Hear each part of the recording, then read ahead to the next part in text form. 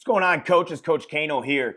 I was writing, finishing this blog, trying to get it out to you guys tonight, and I just speak way better than I write, to be honest with you. So I wanted to get kind of more of a vlog going on Mondays, and we're talking about what are your program standards. Now, when I'm talking about standards, I have like a 1 minute test that no matter what game I go to, whether I'm going to see my cousin play basketball, that I kind of do to tell if a coach really has put in the work and gain the respect of his team. And I'll get into that in a second. Now, when we're talking about our program standards here, in my eyes, it goes down to consistency, and your standards and your details are really the rock that keeps the program ticking. And I'm going to look to the side. I got some notes to make sure I hit on so I'm not just rambling too much. In coaching, we sometimes get lost in what truly matters, and what matters is the kids. And in this video, I'm going to give 5 questions that I ask myself consistently to make sure I'm hitting on, so I consistently grow as a coach and make sure that my players and my coaches have my back. Kind of the things that my great mentors did all the time, that asked me questions, that always kept me super hyper involved. So I coached really, really hard for them and for one goal. And then I have 5 little tips that you could apply today that is going to be, I think, are freaking game changers, program changers. If you put them into action, some of your players might be like, what's up with coach lately? That'll be a great, great thing. So let's go right to it. Some questions that I consistently ask myself, or I'll give you my minute tip right away. My minute tip that I immediately do is when the coaches speak, do they have the attention of the players? And how do I tell that? Is their eyes are locked in. And the way I look at that, the way I value that, is because that is the respect of the players. That means you've put the work in. You put it in. That means from at 6 in the morning, the lifts that you were at, or those after school meetings, those one-on-one meetings, they weren't fake. They weren't just like, so we did this, we did that, oh, check, check, check. No, you actually made a difference. You were actually a real person. You weren't just an entitled coach. What I mean by entitled coach is a lot of people get hired and they get the title coach. A lot of great people earn the respect of players and then become coaches. And that's what my goal is always, is to be called coach, not because someone gave me that title of this is Coach Kano. No, I'm Mike Kano, and I'm going to earn your respect because I know coaching can impact lives, impact and do certain things that truly matter. So I'll gain your respect, and then you're going to call me coach. So that's like my first 1-minute test. I always just sit back and watch the players respond and really hone in on when the coaches talk. And when they talk, is it with conviction? Is it with you're really caring about a subject? Or is it like, well, next Wednesday we have the spaghetti dinner? I'm like, whoa, what's going on here? Today is Monday and we're talking about training. So that's the 1-minute key. So we'll go on to the next one. Do all athletes get treated equal regardless of playing time? Consistency, right there. Is everyone equal? I always, when I'm running the weight room, I don't care if you're you're never going to see the game field at all. I'm going to give you just as much attention and give it my all nonstop, because I know for a fact that when players are around each other, that's the vibe, man. He cares about everybody. He's all in about us, not about just some individual who's some 4 or 5-star athlete. So that's a huge, huge thing right there. And players will feed off that. They love that. They know that you care about them. And in the same way, you're going to get after that kid's tail for not doing the right thing, for not being on time, for not doing an exercise correctly when you explained it a bunch of times, because that's your standards. That's your consistency. The next one, do you actually have their best interest at heart, or are you too big time? That's huge. And that's what I really see as one of the facts of when kids aren't looking you in the eye, man. Do they know that you really care about them? Have you done the little things? Have you been the coach that you want to be? And I'll get in that in a second. Do you have their best interest at heart? I know the bosses that truly cared about me as a person and my growth. They asked about my dad. They asked about how life's going outside of here. They got to know me as a man and how I tick so I can improve myself as a man. And then I give back more to that coach. By him caring about me, I wanted to work harder for him. So that's a great thing. Do you have their interest at heart? That's going to benefit huge, huge, huge, big time. Next one, will your kids truly run through a wall for you? I see this all the time. Like, some coach thinks like it's the playoffs. All of a sudden, we're fired up now. We're doing that. Let's go. It's not going to happen, man. No, you're not going to just flip a switch. Those speeches that you're going to give are earned right now in January. They're earned right now. through you showing up, through you having interest, through you being very engaged in what they're doing and how they're going to do it. That's how you coach. That's how you truly get those kids to care for you and actually make an impact on their lives. Next, are you coaches all on the same page? On your staff, are they all on the same page? And I'll go in and the type of to fix of this that I have to personally do a better job also. But are you all over the place with your coaches? Are you saying one thing and doing the other? So just like with your players, it has to do with your coaching staff also. Are you saying these 5 things and then totally not doing it, and you're not showing up organized, and you're doing you're scatterbrained? Have a plan. Be on the same page, and if you mess up, here's the big key. If you mess up, guys, I messed up. I skipped that portion. That's my bad. Be an owner. Own it.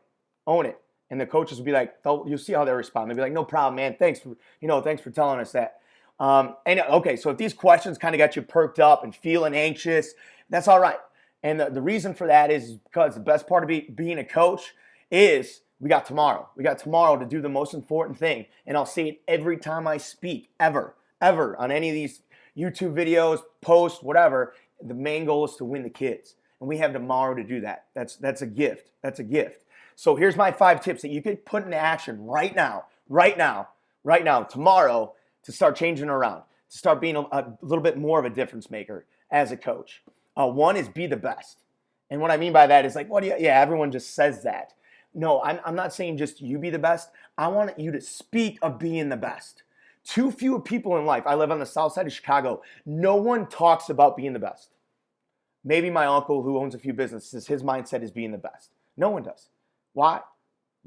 Have that belief. Everyone's making fun of Stephen Curry like 2 weeks ago because he's like, my goal is to be better than Michael Jordan. Why wouldn't every other NBA player be that way? Why aren't you telling your kids this? I don't care if you went 1-5 last year or 1-7 or 1-8. Only thing you can tell them is today, no one is going to work harder than us men, and today we're going to be the best at what we do. That's all you can say to them. Get them going. Breathe some life. Be a coach. Be the best. That's what I'm talking about. Be the best at what you can control that day. That's it. Just be the best and speak of it and mean it. So before you talk about it, have it in your head and do it. Put it in the action. 2, be a believer. I can tell you and I can name the coaches that when things were hard in life, they looked at me, and when I was doubting myself, they go, you could do this, man. It's in you. It's inside of you. How often are you doing that with your players? Are you just standing there like monitor? Don't be a monitor, man. That's the worst. Don't be a monitor coach. Be an all-in coach. Be a coach, man. It's the greatest job ever. You get to impact all these kids' lives through this. When things are hard, you could do this, man. I believe in you. You got it in you, man. Keep pushing. And don't be screaming it to everybody yet. Tell it to, just whisper it in their ears when things are hard. And then when you need to, explain it to 60 to 80 people, you could do so, but you're going to win 30 kids in the next 30 days. Do one kid at a time that you go whisper something awesome in his ear and watch how many freaking followers you start building up. So be a believer and mean it. The next one, be a doer. Oh my gosh, I think this is, I think it's a trait that a lot of, coaches have. And I think I pride myself in trying not to do this often. I might do it on accident. Is don't make excuses and be the best of what you have. What I mean by that is everyone's like, oh, we don't got the budget. Oh, we don't have this. We don't have that. Well, what do you have? What do you have? Even if you have 35 kids, just pump them up, man. Oh, with what we got right here, I got the best program for you guys. I got the best. And when I got this is what we're going to make work. And this is how we're going to make it work. Start thinking like that. And it's got to be positive because things are going to be football's just like life. Shit's going to get hard. It's going to be confusing. It's going to be like, what's going to happen?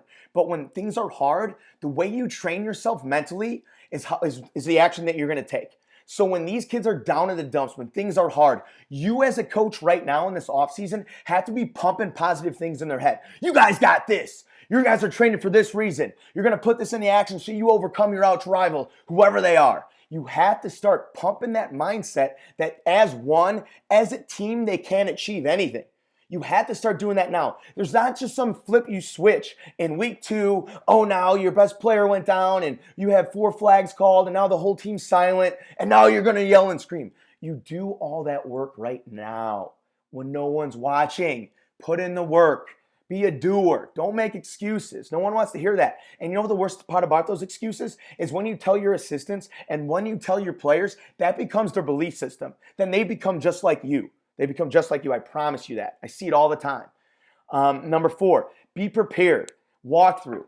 I sent a text. We're doing a hands-on implementation tomorrow morning at 6 a.m. or at 6:15. I texted 4 guys that I'm working with, 3 guys I'm working with. Guys, we have to meet at 5:30. Go over every little detail. I'm gonna personally wake up at 4. I'll have my cup of coffee. I'll review my notes. I'm gonna make sure that everything is detailed. I'll have a few key messages that I want to get across to make sure that we are the best at what we do. So the message that I have for the team based on their needs and their responsibility is the best. And when I go through the details with my assistants and the people who work with me, not for me, they work with me to be the best. We're going to be so detailed. The energy is going to be so positive that when those kids get in there, we're going to be on fire. We're going to be on fire, and then the energy is going to be contagious. And then we're going to flip on music after we go over details, and we're going to get after it, and we're going to be the best. And that's what we're going to do. Number 5 is a huge key that I think we get lost in. And I say, I just wrote it here. I said, be your vision as a coach. What do you want to be like as a coach? What do you want to be? When you think of coach, who do you think of? When you think of coach, who do you think of? I personally, I had like there's 3 or 4 moments went through my head. Right there, just went through my head. One is real story, and I remember this to this day. My dad coached for 30 years, and he only coached me from 7th and 8th grade. When I was in 8th grade, and I was a little pudwack who played hard, short, slow, standard, unathletic hard worker, right? He goes to me, I was playing against like the best kid in the league who was just an overgrown kid. And I know this story might be stupid for some, but it means something to me. And that should show you that as a coach, you're going to mean and make an impact on kids. He goes to me, Mike, and I remember this today, I'm sitting there, he's like, Mike, you know, I relish your opportunity today. And he's speaking to some 13 to 14-year-old kid. I look at him like, what are you talking about, man? He's like, you know, most kids going against, I know his name, Sean Kraft. He's like, most kids would be scared. Most kids would do this. He goes, I know you as my son is that even if he knocks you on your ass 100 times, you're going to get back up. You're going to look him in the eye. You're going to keep fighting. You're going to keep fighting.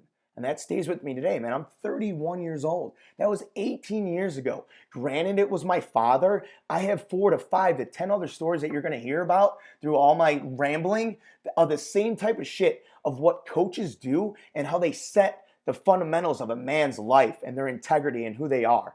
So if I'm going to leave you with anything, it's be your vision.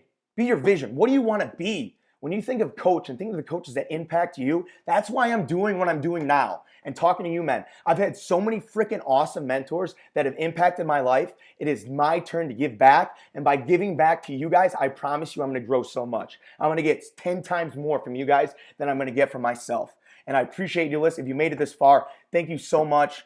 I'm pumped to be here, and I'm jacked up about where this and the response we're getting from you coaches and where it's going. It's only going to get better. We're going to keep giving. And I'll be honest, we're going to ask a little bit for, every once in a while to make sure we have a business that grows. But we're going to keep giving, and we're going to grow, and we're going to be a huge, small, freaking strong community of badass coaches on one mission, and that's to win the kids. Win the kids. I'll talk to you soon. Coach Kano.